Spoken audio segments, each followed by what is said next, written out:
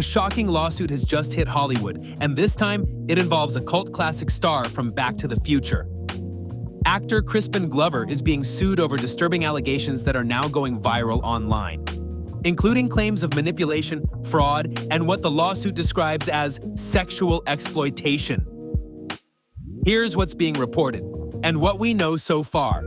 According to multiple reports, a woman who says she was previously in a relationship with actor Crispin Glover has filed a civil lawsuit against him in Los Angeles. In the complaint, she alleges that Glover persuaded her to move from the United Kingdom to the US with promises of a serious romantic relationship and potential career support. However, she now claims those promises were misleading. The lawsuit accuses the actor of emotional manipulation, coercion, and pressuring her into sexual activity. It also alleges she performed unpaid labor while living with him and suffered emotional distress as a result. Some headlines have used extremely strong wording to describe the situation, but it's important to clarify. These are allegations made in a civil lawsuit, not criminal charges at this stage. The case is still developing, and no court ruling has been made. In response to the lawsuit, Crispin Glover has denied the allegations through legal representation. According to reports, his side maintains that the relationship in question was fully consensual and disputes the claims outlined in the civil complaint. His legal team has reportedly pushed back against the characterization of events described by the plaintiff. At this time, there are no criminal charges filed against Glover, and the matter remains a civil legal dispute.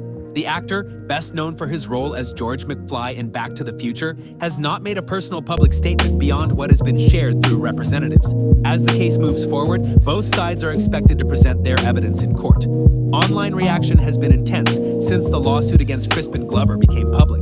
On platforms like X and Reddit, fans of Back to the Future have expressed shock, with some saying they're struggling to process the allegations involving such a well-known cult classic actor.